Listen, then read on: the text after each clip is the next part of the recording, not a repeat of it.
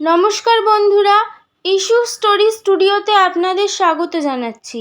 আপনাদের সামনে আমি উপস্থাপন করছি জনপ্রিয় লেখক যোগীন্দ্রনাথ সরকারের লেখা ভূতের বিপদ নামক অসাধারণ গা ছমছমে ভৌতিক গল্পটি। তো চলুন বন্ধুরা, এবার শুরু করা যাক। আমাদের বাড়ির পশ্চিম দিকে মস্ত একটা দিঘি, তার চারিপাড়ে বড় বড় অশ্বত্থ, বট, তাল ও তেঁতুল গাছ মাথা উঁচু করিয়া রহিয়াছে।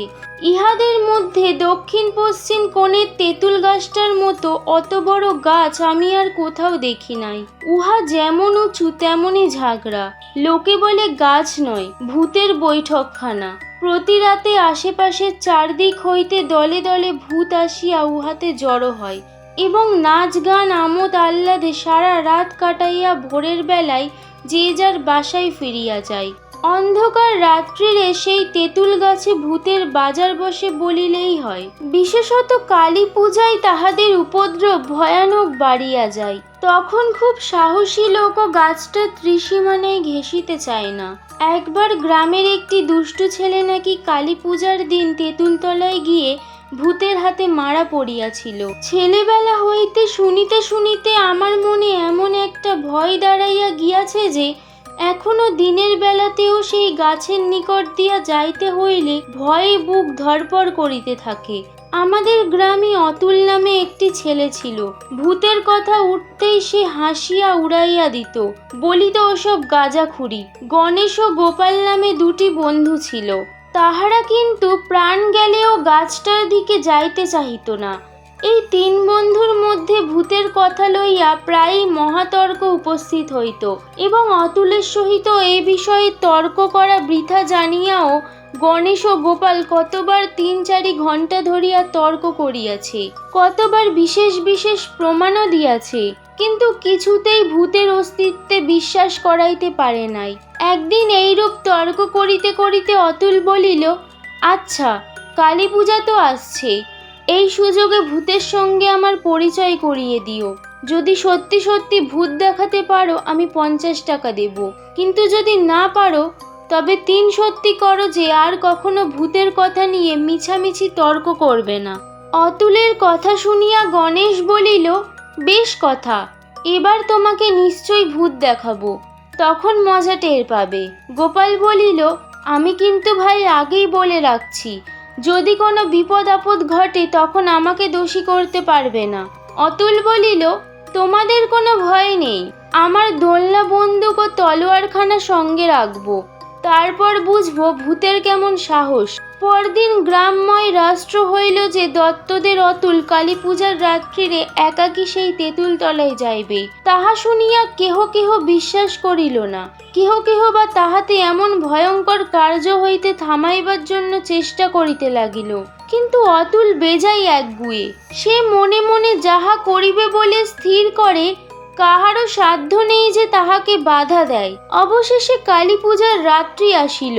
অতুল গণেশ ও গোপালকে সঙ্গে লইয়া রাত্রি 11:30টার সময়ে সেই তেঁতুলতলায় উপস্থিত হইল। ভয়ানক সেই স্থান, আর কি অন্ধকার! বন্ধু দুটিকে বাড়ি পাঠাইয়া দিয়া সে একবার ভালো করিয়া বন্দুক ও তলোয়ারখানি পরীক্ষা করিল। তারপর ধীরে ধীরে গাছতলায় পায়চারি করিতে লাগিল। ঘন্টার পর ঘন্টা এইভাবে কাটিল, তথাপি ভূতের দেখা সাক্ষাৎ নাই। তারপর রাত তখন 3টা। সেই সময় হঠাৎ তাহার মনে হইল কে যেন ডালের উপর বসিয়া রহিয়াছে। তখন অন্ধকার অনেকটা কমিয়া আসিয়াছিল। অতুল স্পষ্টই দেখিল সাদা ধপধপে কাপড় পরা একটা মূর্তি। অন্য কেহ হইলে সেই ভীষণ দৃশ্য দেখিবা মাত্রই অজ্ঞান হইয়া পড়িত, কিন্তু ভয় কাহাকে বলে অতুল তাহা জানিত না।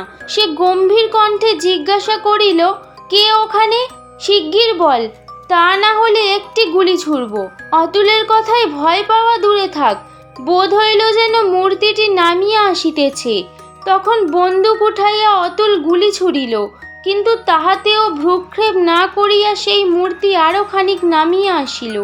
অতুল আবার গুলি ছুড়িল, তথাপি কিছুই হইল না। মূর্তিটি নামিতে নামিতে শেষে একটা নিচের ডালে আসিয়া বসিল। ক্রমান্বয়ে 2টি গুলি ব্যর্থ হইতে দেখিয়া অতুল বিশেষ আশ্চর্য হইয়াছিল, তাই রাগের বশে তলোয়ার উঠাইয়া সজোরে আঘাত করিল। হায় হায়, কি সর্বনাশ! আঘাত করিবা মাত্র সেই মূর্তি চিৎকার করিয়া মাটিতে লুটাইয়া পড়িল। অতুল ছুটিয়া আসিয়া দেখিল আহত লোকটি তাহার প্রিয় গণেশ। অতুল তাড়াতাড়ি ক্ষতস্থান চাপিয়া রক্ত থামাইতে চেষ্টা করিল, কিন্তু তাহাতে বিশেষ ফল হইল না।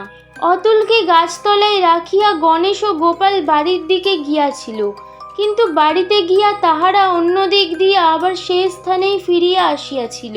আগেই তাহারা লুকাইয়া বন্দুকে গুলির বদলে কতগুলি কাগজ ভরিয়া রাখিয়াছিল, তাই গণেশ গাছের উপর উঠিয়া ভূত সাজিয়া কৌতুক করিতে ভয় পায় নাই। তাহারা মনে করিয়াছিল পরপর 2টি গুলি ব্যর্থ হইতে দেখিলে অতুল নিশ্চয়ই পলায়ন করিবে, কিন্তু সে যে সত্য সত্যই তলোয়ার খুলিয়া তাহাদিগকে আক্রমণ করিতে পারে এ কথা সে মুহূর্তের জন্য ভাবে নাই। তাই গণেশের 2 টুকরো হইবার কথা, কিন্তু তাহার কপাল গুণে তলোয়ার গাছের ডালে আটকাইয়া যায়, তাই আঘাত তেমন গুরুতর সাংঘাতিক হইতে পারে নাই। যথাসময়ে ডাক্তার আসিয়া ক্ষতস্থান পরীক্ষা করিলেন। তাহার আশ্বাস বাক্যে অতুল ও গোপালের উৎকণ্ঠা অনেকটা কমিয়া গেল। তাহারা প্রাণপণ যত্নে বন্ধুর সেবা শুশ্রূষা করিতে লাগিল। কিছুদিন দারুণ যন্ত্রণা ভোগ করিয়া শেষে গণেশ সম্পূর্ণরূপে আরোগ্য লাভ করিল। এখানেই শেষ হলো গল্পটি। গল্পটি ভালো লেগে থাকলে লাইক এবং শেয়ার করুন। এরকম আরও অনেক গা ছমছমে ভৌতিক গল্প শুনতে হলে চ্যানেলটিকে সাবস্ক্রাইব করুন এবং নিজের মতামত কমেন্ট সেকশনে জানাতে ভুলবেন না।